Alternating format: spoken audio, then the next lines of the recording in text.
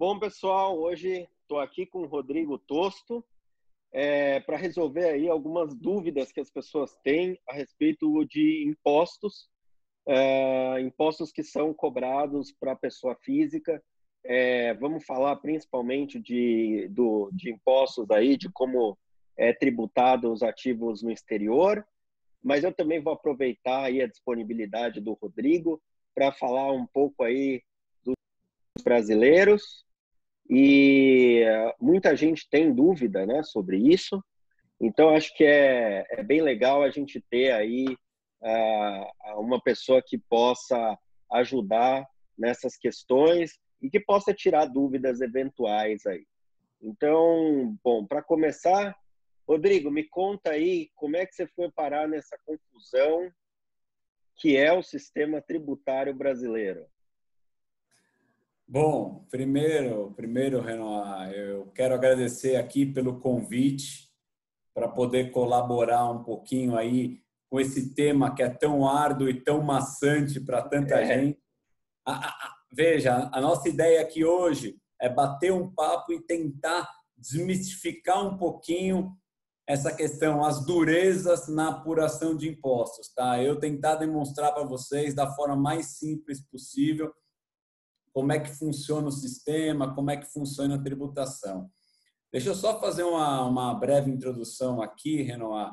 Claro, vai lá, estamos aqui para isso. Eu faço parte do time do Freitas Leite.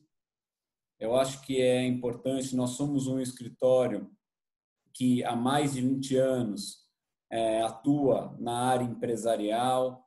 Sempre o escritório nasceu lá 23 anos atrás, já com um atendimento um DNA muito focado em instituições financeiras, na área principalmente de mercado de capitais. Ao longo dos anos, nós desenvolvemos todas as áreas aí que nós consideramos como acessórias para o atendimento empresarial, áreas de mercado de capitais estrangeiro, área imobiliária, imobiliário mais voltado para o mercado financeiro, a área de societário, fusões e aquisições, a área tributária e, especialmente para quem nos interessa por nosso papo aqui hoje, nós temos uma área, tá, que é a área que nós chamamos de planejamento patrimonial, tributário e sucessório, que se dedica muito ao atendimento de pessoas físicas, tá, num grande ramo de questões e, especialmente, um dos grandes focos de atuação é justamente os investimentos que essas pessoas têm no exterior. Legal. Eu acho que assim a complexidade, né, do sistema tributário brasileiro é famosa, né? Muito famosa, aliás, né? E eu acho que por causa dessa fama as pessoas têm até um certo medo, né, de investir na bolsa ou de investir em renda variável, de qualquer investimento que já não tenha tributação na fonte, né? Porque é sempre uma complicação e uma chatice. Então eu vou começar com a pergunta que todo mundo me faz, né? Especialmente aí porque eu tenho falado muito de investimentos no exterior, né? Mas quando você fala em investimento exterior, no exterior, né, as pessoas ficam preocupadas, como é que eu vou fazer a DARF, como é que é a tributação é maior, menor. Eu sei que assim tem pormenores aí, uma série de questões que são caso a caso, mas será que você conseguiria dar para a gente um panorama geral de como funcionaria caso eu comprasse, por exemplo, ações no exterior, como isso seria tributado, como é que eu vou declarar isso? Você poderia dar um panorama geral? Claro, claro. Bom, eu vou aqui tentar elucidar da melhor forma possível a questão, esse panorama geral de como funciona a tributação no exterior. E, por favor, você fique à vontade para me interromper a qualquer momento que você tenha alguma dúvida. Tá bom, Eu acho vamos que lá. a primeira ideia importante uma questão que sempre nos perguntam muito é: mas se eu investir no exterior, eu tenho que pagar imposto no Brasil? Essa é a primeira pergunta importante e a resposta é sim. O Brasil, assim como a grande maioria das jurisdições, adota o que nós chamamos de princípio da universalidade, da tributação em bases universais. Então, não importa se você está tendo um ganho no mercado, por investimento no mercado dos Estados Unidos, da Itália, em Portugal ou em qualquer outro lugar do mundo, você está sujeito ao pagamento do imposto aqui no Brasil. Então, acho que Tá bom. essa é a regra geral. A pessoa tem que pagar o imposto. E aí, como é que funciona esse pagamento do imposto? De forma, via de regra, o primeiro ponto que as pessoas têm que identificar é o seguinte: qual que é a natureza do rendimento que ela tem. Então, basicamente, para a pessoa que está investindo diretamente lá no exterior, ela pode, a partir do momento que ela compra uma ação, por exemplo, ela pode receber um dividendo que é tributado conforme o Caneleão, as alíquotas progressivas do imposto de renda, ou seja, até 27,5%, Tá bom. ou a partir do momento que ela tiver, que ela alienar essas ações, ela vai tributar isso como um ganho de capital. E aí, qual que é a alíquota? Sujeito às alíquotas entre 15 e 22. Ganho de capital no exterior, como regra geral, está sujeito às alíquotas progressivas entre 15 e 22,5%. Tá. O que Isso, eu quero dizer? então, é isso que eu ia te perguntar agora. Por que entre 15 e 22,5 se aqui no Brasil é 15?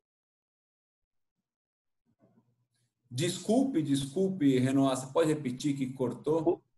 Por que entre 15 e 22,5 se aqui no Brasil é 15? Toda vez que eu vendo uma ação, se eu tenho ganho de capital na ação, eu vou pagar 15%. Por que é entre 15 e 22,5?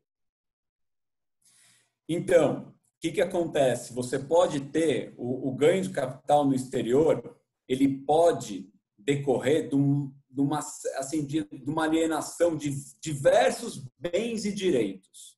Tá? Se você Tá. estiver falando de alienação de uma ação em bolsa no exterior, você pode sustentar que esse ganho numa alienação de bolsa estaria sujeito também aos 15%, assim como no Brasil. Mas se você tiver alienação, por exemplo, de uma participação societária que não é negociada em bolsa, aí você está sujeito à alíquota progressiva entre 15% e 22%, que é, na verdade, igual funciona no Brasil, né? A regra geral do ganho de capital é essa tributação progressiva entre 15% e 22%. Só que há uma exceção. Os ganhos líquidos auferidos em bolsa, eles estão sujeitos a 15%. Então tá ótimo. Então, por exemplo, se eu comprar um ETF lá fora, que é um fundo negociado em bolsa, é equivalente a uma ação? Ele é tributado, o ganho decorrente do ETF é tributado como ganho de capital. De Sujeito ação. a 15%. Maravilha. Então, quer dizer, você sabe, talvez você não saiba, mas eu falo muito sobre investimentos fora do Brasil, focando em ações, mas principalmente em ETFs, né? E os ETFs, a maior dúvida que as pessoas têm é se a natureza do ganho de capital em ETF é a mesma que ações. E você acabou de confirmar que é igual a ações. Exatamente, exatamente. E aí eu vou te perguntar uma outra questão que é o seguinte, tem alguns fundos lá fora, né? Até alguns ETFs que pagam dividendos, né? Então, o que acontece, né? Você tem, por exemplo, um fundo de bonds, né? Esses bonds eles geram um fluxo de cupom todo ano, né? Ou a cada 6 meses, ou a cada 3 meses, depende do bond, né? Mas digamos que seja anual, né? Cada um paga numa data tal e o ETF recebe isso e repassa como um dividendo. O que acontece nesse caso? Veja, você está pisando em áreas controversas, tá? O dividendo, como regra geral, ele é tributado segundo as alíquotas progressivas, até 27,5%. Tá Os bom? bonds, por sua vez, não. Os bonds possuem uma sistemática própria, segundo a qual eles têm que ser tributados à alíquota progressiva do ganho de capital, ou seja, entre 15 e 22. Então, dividendos, qual que é a mensagem importante aqui? A tributação dos dividendos é diferente da tributação dos bonds. Tá bom. Então, dos dividendos, é 27,5, é isso? Exatamente. Tá. E só que aí realmente tem uma questão que não está clara, né? Porque a natureza disso é um dividendo ou não, né? Porque na verdade eu recebi um dividendo, tudo bem, talvez seja classificado como um dividendo lá fora mesmo, né? O fundo ele paga um dividendo mesmo, né? É isso, né? Então é 27,5. E aí, como é que eu declaro e pago esse imposto? Essa é a pergunta mais operacional. Como é que eu faço? Então, sei lá, caiu na minha conta aí $50 de dividendo desse ETF de bonds. Como é que eu faço para declarar isso daí e pagar o imposto? Na verdade, o que acontece, né?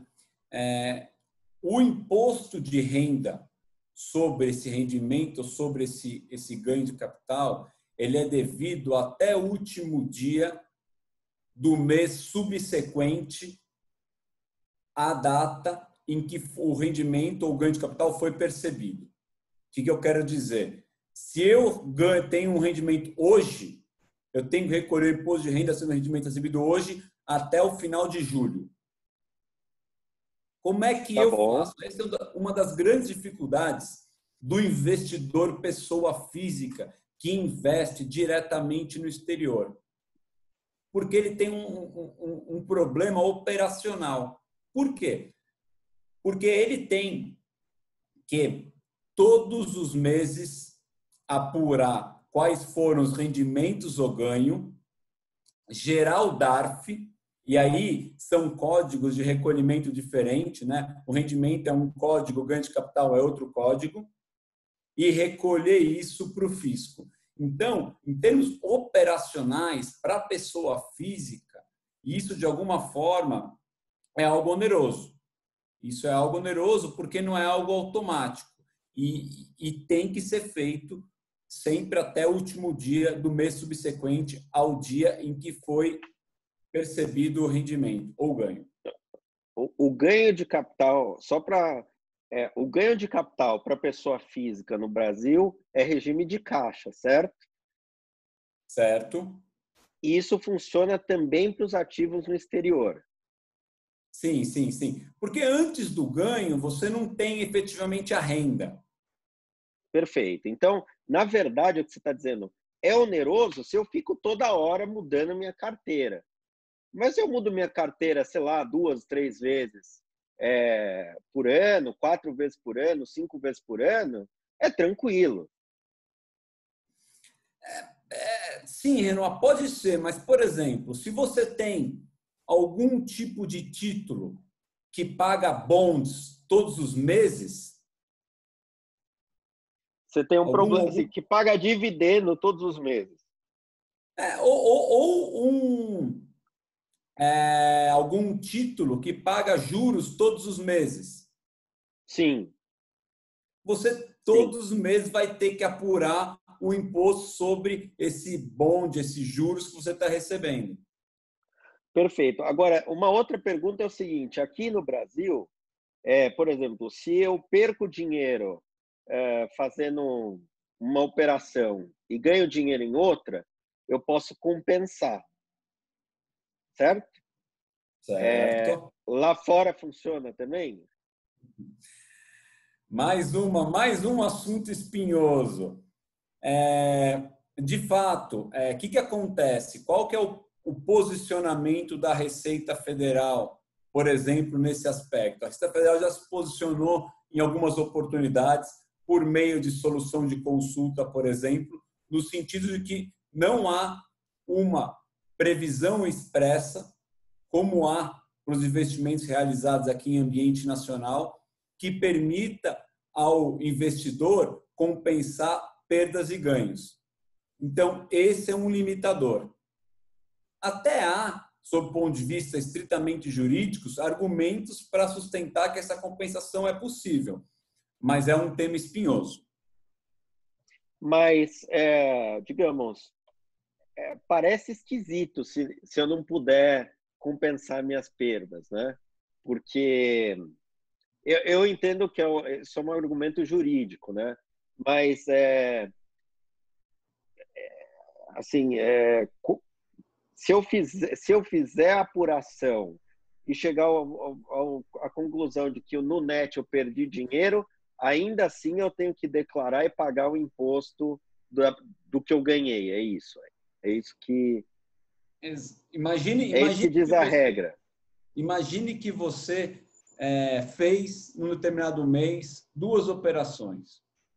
Uma operação em que você ganhou 100 unidades monetárias e outra operação em que você perdeu 100 unidades monetárias.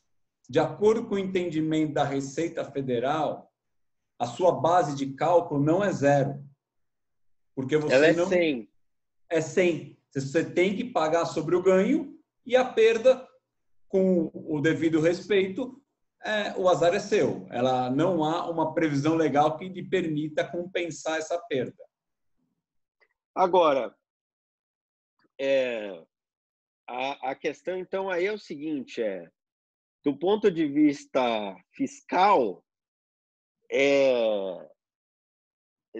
existe um planejamento possível, que é eu tentar diferir esse imposto ao máximo, não zerando minhas posições que eu estou ganhando, né? Existe. Esse é um planejamento bem E isso é um razoável. planejamento completamente ilegal. Eu não estou fazendo nada Completamente não. Não tem nada assim. É errado. uma estratégia de investimento sua. Algo Perfeito, super razoável. Agora, perfeito. tem outros mecanismos também para você ter esse diferimento. Um dos mecanismos, eu não sei nem se seria a pauta aqui da nossa conversa, mas um dos mecanismos para você obter esse diferimento, por exemplo, é você constituir uma offshore. Uma empresa offshore. Uma empresa offshore, e essa empresa offshore é quem vai realizar os investimentos no mercado financeiro. Perfeito? Perfeito. Aí você só está sujeito. E aí o que acontece? A medida, para fins brasileiros, o sócio titular dessa empresa, ele só está sujeito à tributação à medida que essa empresa pagar dividendos para ele. Não Tá existe bom. nenhum mecanismo de tributação automática no Brasil sobre os ganhos ou rendimentos que a empresa tiver. Então, Eu entendo, até porque ela tá sujeita a outra jurisdição. Exatamente. Ela vai pagar algum tipo de imposto de renda corporativo se houver imposto na jurisdição na qual ela foi constituída. Mas Então, se eu abrir essa empresa num lugar onde não tem imposto sobre ganho de capital, basicamente eu nunca vou pagar ganho de capital na empresa e, como brasileiro, eu só vou pagar quando e se tiver uma distribuição de dividendo. Exatamente. Exatamente. Então, assim, veja, e você tem outras vantagens da offshore. Então, por exemplo, que nós falamos agora, a questão da compensação da perda. Os ganhos e as perdas, eles são anulados dentro da sociedade no Da exterior. offshore. Perfeito, Então, perfeito. você ganha. E tem uma terceira vantagem ainda, que é o seguinte: você resolve um pouco do seu problema operacional, na medida em que você não tem que preencher e recolher DARF todos os meses sobre os rendimentos ou ganhos que você tenha. Perfeito. Agora eu vou te fazer uma pergunta ainda mais espinhosa. O que acontece, né? O investidor pessoa física no Brasil é praticamente só alocado em Brasil. E um dos motivos para isso é a complexidade a qual a gente está se referindo aqui em relação à tributação. Mas, né, o investidor gostaria de ter uma conta lá fora, ter acesso a outros instrumentos, etc. Não vai sair muito caro para o investidor pequeno abrir uma offshore, etc., etc. O investidor, pessoa física, que tem pouco dinheiro para investir, ele tem alguma alternativa? Não. Não tem. Infelizmente é difícil. É isso aí. Tá. A sociedade no exterior hoje, ela já não é algo tão custoso como foi no passado. Mas, de fato, se você estiver lidando com um volume pequeno, possivelmente, realmente, o custo-benefício disso não fique tão atraente para o É investidor. atraente. Para ficar claro, é o seguinte: se eu vou investir, sei lá, $5.000, não faz sentido. Vai fazer sentido se eu estiver investindo, sei lá, $1 milhão? Qual é o mínimo que vai fazer sentido eu ter uma offshore para valer a pena? Olha, eu não sei te dizer um mínimo fazendo assim, mas pensa que você tem o benefício do diferimento. Ao invés de pagar 15 ou 20 ou 27,5, todo esse dinheiro ele vai ser reinvestido na sua empresa. Então, Sim, assim, então a no gente longo prazo vai fazer sentido, mas o problema é que você tem um setup cost ali de você ter uma offshore. Você tem ideia de qual é o tamanho desse setup cost aí? olha, isso é uma coisa que depende muito do prestador de serviços que você vai contratar no exterior e de quem vai te auxiliar. Mas, assim, grosseiramente falando, eu É um diria que chute aí, entre 3 e 4 mil dólares. por ano. Isso é o setup, tá? É para Tá. constituição. Custo de manutenção, eu diria entre 2 e 3 ano. Entre 2 e 3. Então é assim, se você não é tanto assim, não é tanto assim, Não, não é tanto assim. É para quem vai investir $5.000, mas para quem vai investir, sei lá, $150.000 já é diferente, já começa a fazer sentido, né? Só que hoje em dia $200.000 é mais de R$ 1 milhão. Então, tem esse balanço aí. Mas eu, de nenhuma forma, quero desencorajar as pessoas. Eu só quero dizer o seguinte, que se você fizer a conta, né, se você vai investir pouco dinheiro lá fora, pouco, pouco eu quero dizer relativamente, né? Se você vai investir até 100, $150.000, você vai ter um trabalho, é chato, mas dá para fazer. Desde que você não seja, digamos, high frequency trader, né? Você não vai ficar tradando ali o dia inteiro, girando e etc, etc. Você vai ter uma posição lá fora de longo prazo, de hedge, mesmo que seja dólar parado lá, que seja, né? Agora que o custo de oportunidade está muito baixo, né? Tanto no Brasil quanto fora, né? Porque a taxa de juros está muito baixa. Você vai ter um trabalho, é um trabalho mais chato do que você tem aqui no Brasil, né? Não sei se é mais chato. É mais chato do que tem no Brasil? Não, não Depende, é, depende. porque é o seguinte, se eu fizer trade no Brasil, eu não tenho a mesma regra de 15%, recolher o DARF até um mês, até o último mês do mês, o último dia do mês posterior? Tenho também. Exatamente.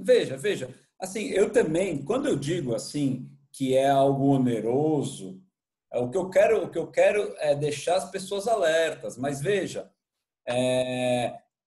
a partir do momento que isso entra num ritmo natural, o que parece super complexo, as pessoas fazem assim, vira super automático. Ou o próprio investidor faz, ou a pessoa que auxilia ele, o contador, ou quem quer que seja.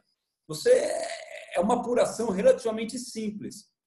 Voltando E, e aqui, comparativamente ao Brasil, desculpa, viu, Renato? Comparativamente ao Brasil, a questão de apuração de ganho de capital day trade é uma mesma sistemática. Você tem o ganho, você tem que ir lá e recolher o seu DARF.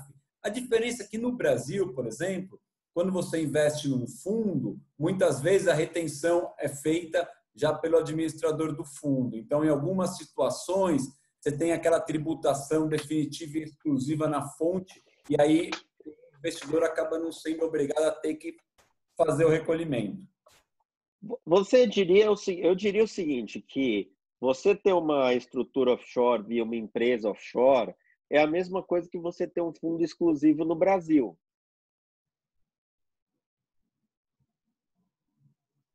Tá certo? Minha interpretação é bem parecida. Do ponto de vista tributário, é bem parecido. Um fundo exclusivo fechado, porque você tem o Fechado. benefício do Isso, diferimento. exatamente. A Exatamente. maioria das, a maioria das pessoas que está nos escutando vai falar: agora eu não vou investir no exterior porque o cara falou que é muito oneroso. Só que exatamente o mesmo tipo de dificuldade de trabalho que você tem para recolher sua DARF aqui no Brasil dos seus investimentos. A única diferença é que não tem a compensação de ganhos e perdas, que no Brasil tem, lá fora não. Mas para o investidor pessoa física individual, que não tem fundo exclusivo no Brasil, fundo exclusivo fechado, tá? Só para deixar claro, se você não tem um fundo exclusivo fechado no Brasil e opera na física, você tem exatamente o mesmo trabalho que você teria investindo lá fora.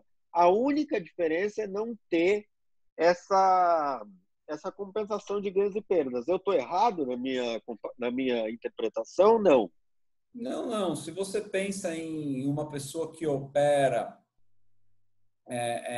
via compra e venda de ativos, por exemplo, ele tem que recolher o DARF aqui no Brasil sobre o ganho, como ele tem que recolher o DARF sobre o ganho se ele investir no exterior. Veja, eu comprei ações da Petrobras ou da Apple. Eu sou obrigado, se eu tiver um ganho de capital, sou obrigado a recolher o DARF nas duas situações. O trabalho é absolutamente equivalente. Equivalente. Então, o cara que sabe emitir uma DARF para pagar o imposto de ganho de capital da Petrobras, ele sabe também recolher o ganho da Apple que ele teve, certo? Certo. Ele tem a questão da cotação que você vai utilizar, da aquisição, da venda, mas sim. E aí, para apurar essa coisa em relação ao dólar, eu uso a Petax. Petax, exatamente. A Petax do dia da liquidação. Então. Nada é tão simples assim, tá? A regra geral é a seguinte: para ganho de capital, você usa a Petax do dia da aquisição e do dia da alienação. Perfeito? Perfeito, tudo bem. Para fins de outros rendimentos sujeitos a carnê-leão, é a Petax do último dia útil da quinzena do mês anterior. Os caras inventam uma regra só para dificultar, né?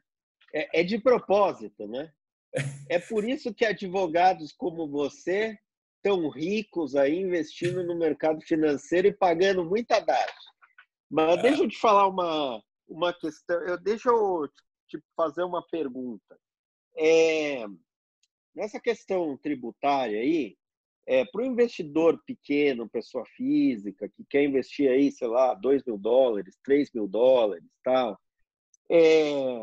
digamos, existe um manual que o cara consiga consultar? Porque o cara que quer investir até, sei lá, $150.000, não vale, assim, não é que não vale a pena, não me entenda mal, mas assim, não faz sentido financeiramente o cara contratar um advogado para fazer isso para ele, ou, enfim, uma assistência jurídica exclusiva, digamos. Existe alguma alternativa para essa pessoa? Se ela tiver uma dúvida, se ela tiver que esclarecer isso, com quem que ela esclarece num custo razoável? Olha, eu acho que tem algumas possibilidades, né? Eu acho que você ter um contador é uma possibilidade, Ajuda, né? um contador que acompanhe e que te auxilie no dia a dia, principalmente num cenário pós-regularização, lá em 2016, a gente tem visto um crescimento de investidores brasileiros investindo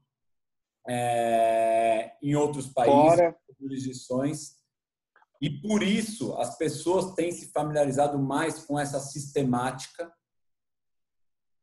Inclusive, outra alternativa é o seguinte: todo ano a Receita Federal ela publica, por exemplo, o Perguntas e Respostas, que é como se fosse um manual do programa do Imposto de Renda à Pessoa Física, tá bom? que tem as orientações gerais de como apurar o imposto.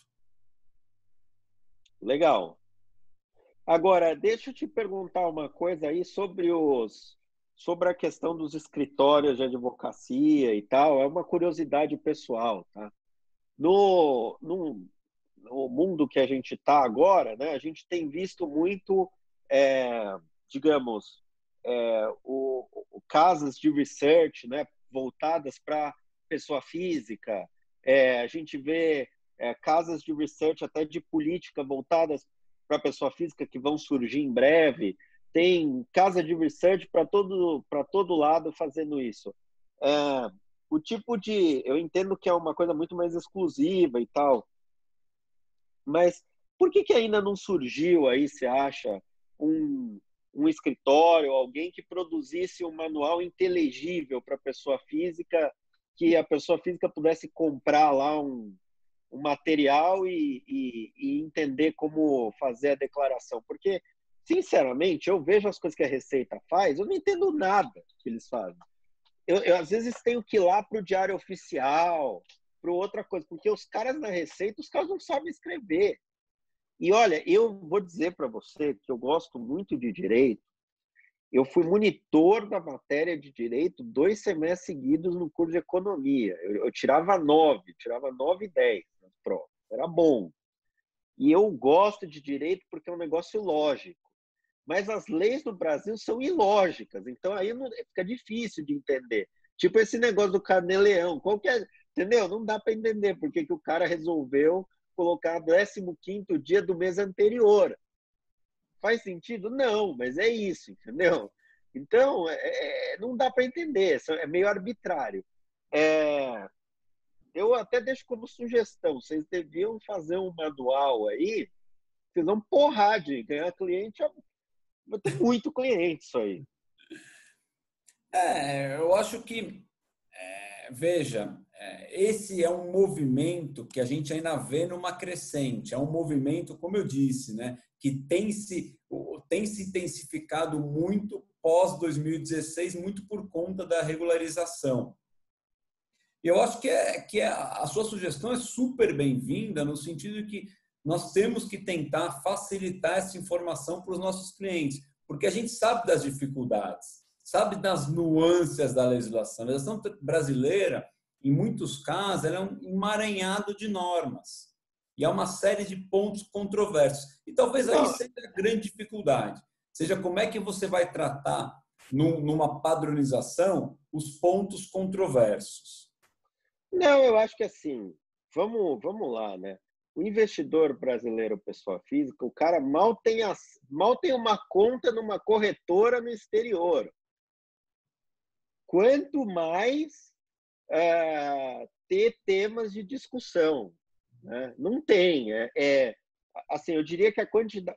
Primeiro que lá fora, né, os bonds, por exemplo, para você ter um bond na pessoa física, a maioria dos bonds, o mínimo é $250 mil, o lote mínimo.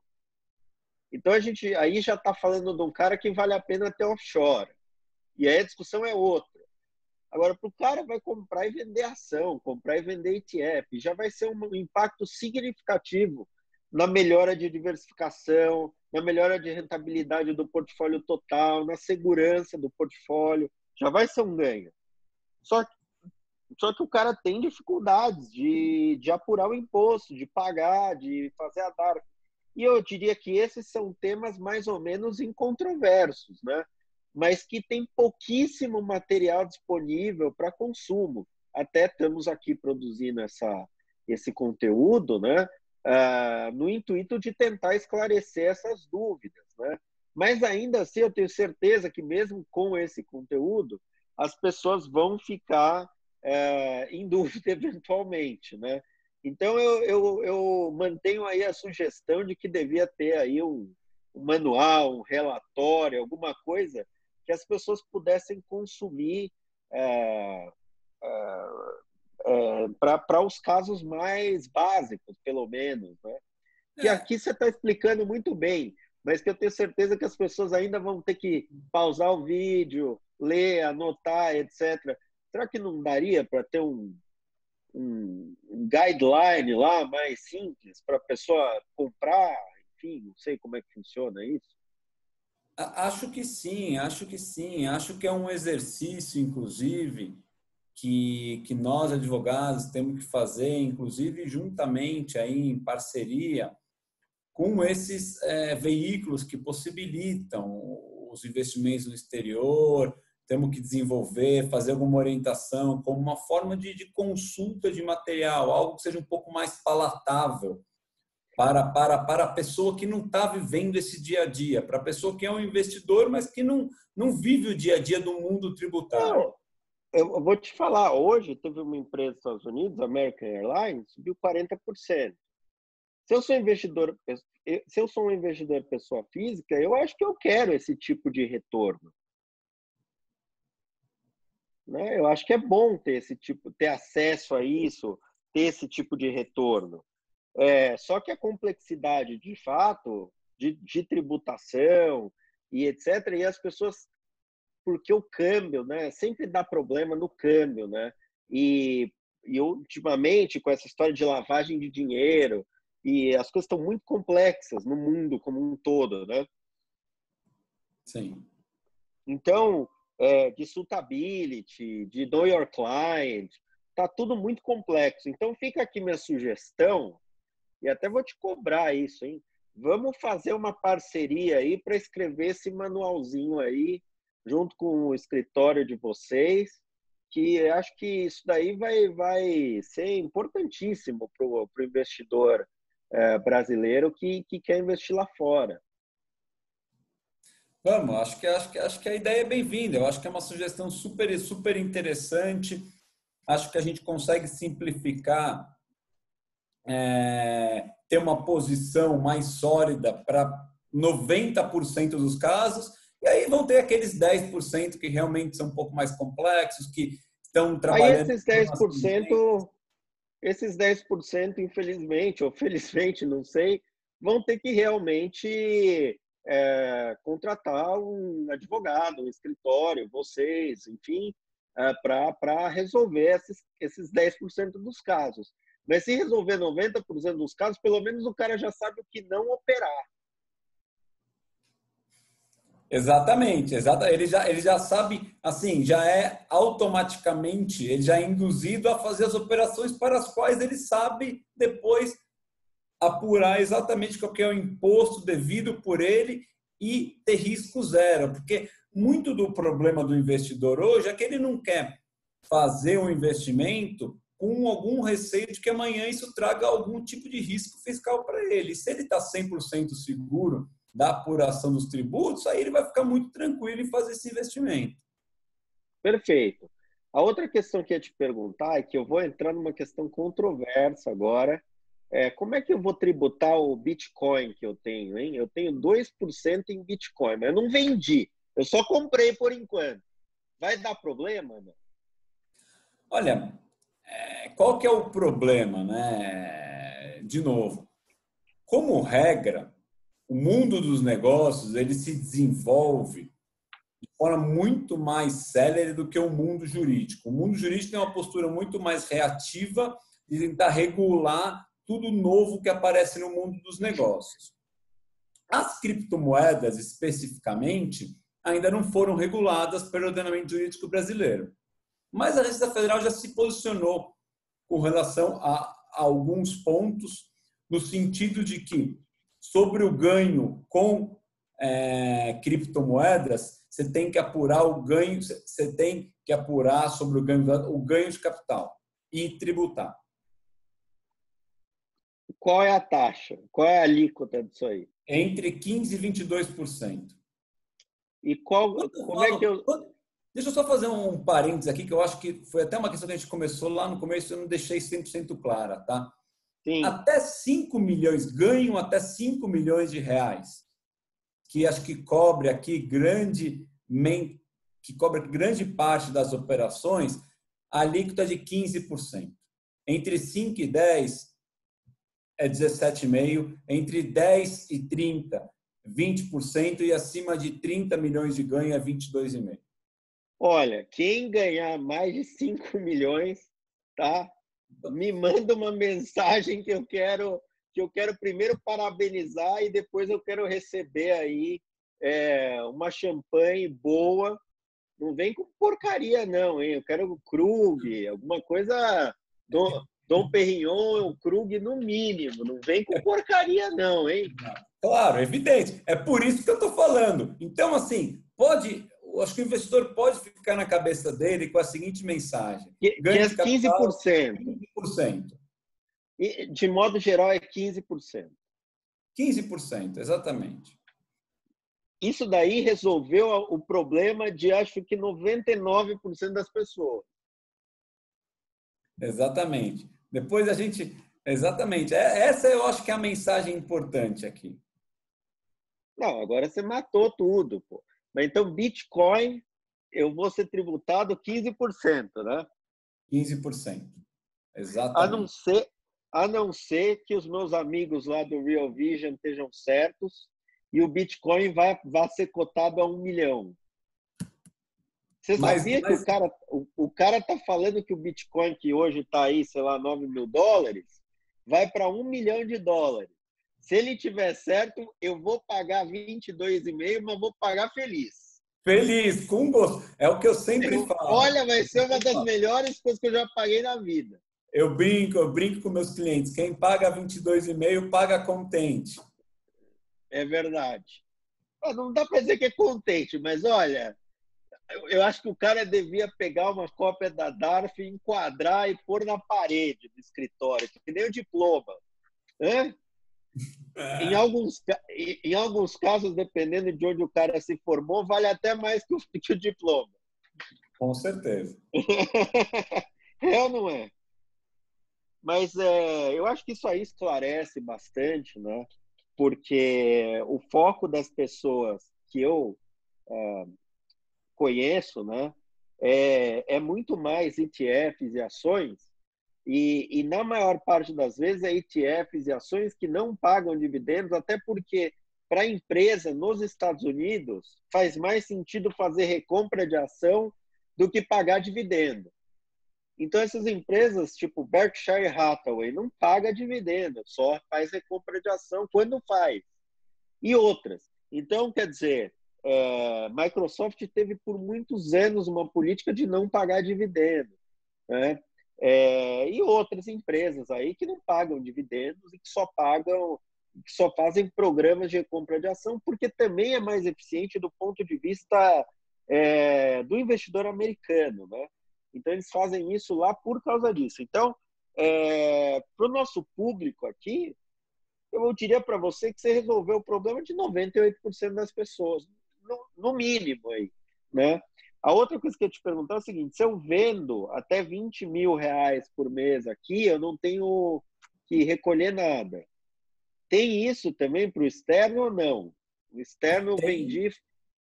Tem, e tem até uma notícia boa, né? O limite para o exterior é de 35 mil, não de 20 mil Então, reais. calma. Então, calma. Vamos lá. Vamos Limite de entender isso aqui isenção. melhor. O limite de Isenção. isenção. Então, vamos lá. O limite de isenção no Brasil é 20 mil reais. Esses 20... Muita gente me pergunta o seguinte: vendi. Eu vendi 20 mil reais. Eu vendi 20 mil reais ou eu tive lucro de até 20 mil reais? Não, a regra diz o seguinte, tá? Para os investidores os rendimentos, os investidores que tiverem rendimentos de até 35 mil reais no exterior estão isentos. E aí para fins de ganho de capital, mas a base não é o ganho, a base é o valor da alienação. Esses 35 mil se referem ao valor da alienação do ativo. Tá bom. Então, o que a gente está dizendo é o seguinte: quem vai investir, digamos, até 5 mil dólares no exterior, tá? Que hoje está dando aí um pouco menos do que 30 mil reais, o cara não precisa se preocupar com o imposto. A não ser que esses 5 mil vire 10 mil e que daí daria hoje 50 mil reais, não, ele não precisa se preocupar. Ótimo, maravilha. Ele vai precisar se preocupar se o dólar subir. Ele vai precisar se preocupar se ele fizer uma alienação no mês, né, ou várias alienações que somem mais de 35 mil reais. Isso é importantíssimo que a gente está falando aqui, tá? Porque isso aqui quer dizer o seguinte: pessoal, se você vai operar posições menores do que 35 mil reais, certo? Você não tem que se preocupar com o imposto lá fora do mesmo jeito que se você faz operações de 20 mil reais. No Brasil, você não vai ter que se preocupar com o imposto. É isso, certo? Exatamente. Então, e se eu fizer, digamos, dia 31, se eu quiser vender 35 mil reais no dia 1º, já é outro mês e eu posso fazer. Exatamente, você está certo, Renoir. O limite ele é mensal. Você tem que olhar para esses 35 mil mensalmente. Perfeito. Então, isso daí já resolve o problema de 70% das pessoas. Então, a gente já está melhorando, as coisas já estão melhorando. O investidor... Você começou, como todo bom advogado, assustando o cliente. Isso aí acho que você vai ser preso, hein? Isso aqui, porque tem aquela lá também. Todo advogado faz isso. Aí vai progredir na conversa. Não, eu acho que você vai pagar uma multa aí. Olha, pensando bem, você não vai nem pagar nada, vai para casa e fica tranquilo. Não, a hora que você... O que acontece? As bases teóricas, elas são realmente maçantes. E aí todas as variáveis que tem na legislação torna tudo muito complexo. Mas quando você pensa no investidor pequeno que opera pouco, realmente há uma série de simplificações para esse sujeito. Ótimo. Então, e a outra questão que eu escuto muito. Você já respondeu ela, na minha opinião, mas eu vou fazer mesmo assim. No Brasil, eu perdi dinheiro, mas ganhei lá fora. Dá para compensar? Não. Não. Não dá para compensar. Ponto. Isso aí tá Então, assim, esses vasos não se comunicam. Não. Perfeito. Infelizmente, não. Infelizmente, não. E a tendência é que eles se comuniquem menos ainda, né? Porque a Receita está precisando cada vez mais de dinheiro, né? Então, mas é o que é. A única coisa boa, realmente, é que, gente, a maior parte dos investidores vai cair nesses 35 mil de limite, né? Vai cair. E se você for inteligente, você faz uma administração que você faz cair. Porque, a menos que você tenha um portfólio muito grande, né? Ou aconteça um evento muito brutal, que aí vai valer a pena você se desfazer rápido das posições, etc. Tal, você vai cair aí nesse limite de 35 mil reais e não vai ter que se preocupar. Se você cair acima disso, ótimo, aí é por um bom motivo e provavelmente você vai fazer uma DARF igual você faz DARF aqui no Brasil, operando na pessoa física. Não tem diferença, tá certo? Ou eu estou falando alguma besteira? Exatamente. O investidor, veja, ele tem que usar a regra a favor dele também. E se nós temos uma regra que... Planejamento tributário é normal, desde que seja dentro dos limites. Isso é Exatamente, estipulado exatamente. pela própria Receita, né? Não tem nenhum tipo de ilegalidade nisso ou qualquer risco. Você usa a regra da forma que lhe é conveniente. Para quê? Para otimizar os seus ganhos decorrentes da aplicação dos seus recursos. Não tem problema nenhum em se fazer isso. Bom, perfeito. Eu acho que assim, a gente respondeu muitas questões. Eu vou te convidar aqui, se você puder, para a gente fazer uma live posteriormente, aí, de repente, daqui a umas 2 semanas, para a gente responder a perguntas das pessoas mais ao vivo aqui. A gente fez gravado, né? Mas eu acho que pode ser que eu tenha furado aí alguma dúvida. E eu queria aproveitar, você pode deixar um contato que as pessoas possam procurar no seu escritório, enfim, se quiserem contratar, você pode deixar um e-mail, alguma coisa assim? Claro, claro. Eu vou falar meu e-mail profissional aqui. Aí, claro, eu estou à disposição. Se as pessoas quiserem entrar em contato para tirar dúvidas, para caso precise de algum auxílio ou qualquer outra questão que surja, o meu e-mail é Tá? rtosto, que é o meu sobrenome, T-O-S-T-O, @freitasleite.com.br. Tá ótimo. Então é rtosto@freitasleite.com.br. E a Exatamente. gente vai publicar esse vídeo no YouTube, na parte ali da descrição do vídeo, vai ter ali o e-mail depois, para caso as pessoas queiram entrar em contato aí com você. Maravilha, combinado. Por favor, pessoal, caso vocês tenham alguma dúvida, nós estamos à disposição. A ideia é ajudar.